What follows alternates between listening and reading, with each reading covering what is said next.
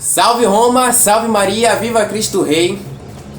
Bom, minha gente, hoje nós vamos falar sobre o último livro dos profetas.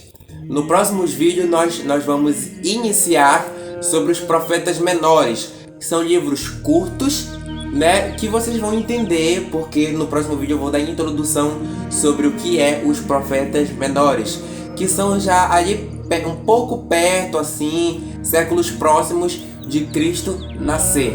Os profetas maiores são até 5 séculos antes de Cristo, onde termina toda a profecia de toda a vida de Cristo. E hoje, sendo o último, nós vamos terminar com o profeta Daniel.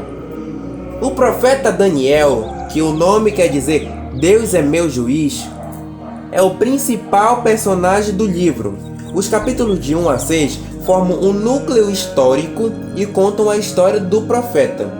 Daniel foi um hebreu deportado para a Babilônia em 606 a.C., fiel à lei de Deus, de fé ardente e patriotismo forte. Deus o enriqueceu com dons diversos, tendo se tornado importante na corte de Babilônia. Os capítulos 7 a 12 têm uma forma apocalíptica, com o seguinte sentido: na época em que os judeus estavam oprimidos por Antíoco Epífanes, em 167 a 164 a.C., um hebreu piedoso escreveu a história dos últimos séculos de Israel, com a finalidade de animar os irmãos. Para isso, deve ter usado de documentos antigos que possam talvez remontar à época do profeta. O livro primeiro narra a vida do profeta no meio dos habitantes da Babilônia. Em seguida, encontramos uma série de descrições imaginativas e solenes de mistérios, visões atribuídas ao mesmo profeta, no estilo Apocalipse, onde revela acontecimentos futuros. Por último, o livro traz 3 narrações: a de Susana, a de Bel e a do dragão, que São Jerônimo considerava como contos destinados à edificação moral. É a expectativa pelo reino de Deus que atravessa toda a profecia, mas de maneira sempre velada nos símbolos e figuras. As páginas obscuras são às vezes explicadas pelo próprio autor. Por exemplo, nos capítulos 2 ao 8, nos ensinam a ver o sentido das grandes visões descritas: o colosso de pés de argila, os 4 animais, os bodes, etc. O modo escondido de revelar os grandes impérios que se sucederam no Oriente, desde os tempos do exílio até a época em que o autor vivia.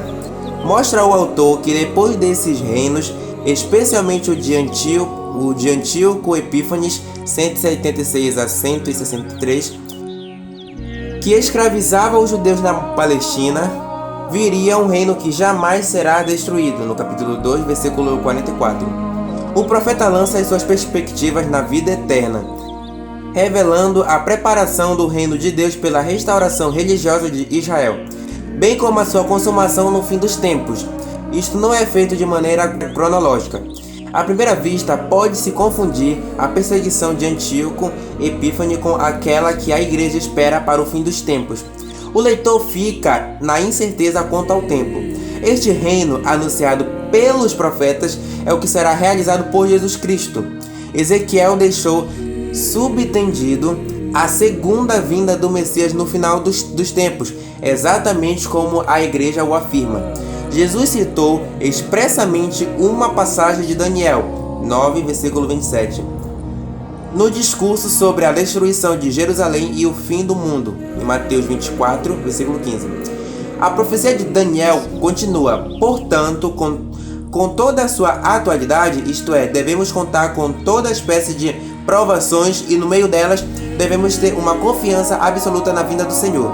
São dignas de nota várias passagens como o sonho da estátua, no capítulo 2, o festim de Baltazar, no capítulo 5, a fossa dos leões, no capítulo 6, a oração de Daniel no capítulo 9, os tempos messiânicos no capítulo 12, a história edificante de Susana no capítulo 13. Mais do que um livro profético, é um Midrash e um Apocalipse escrito no século II a.C., não pelo profeta, mas por alguém que contou a sua história. Então é isso, minha gente, acabou o Flash, então eu vou encerrando por aqui. Se inscreva, deixa o like, assine o sininho, ative o sininho e compartilhe com os seus amigos e até a próxima.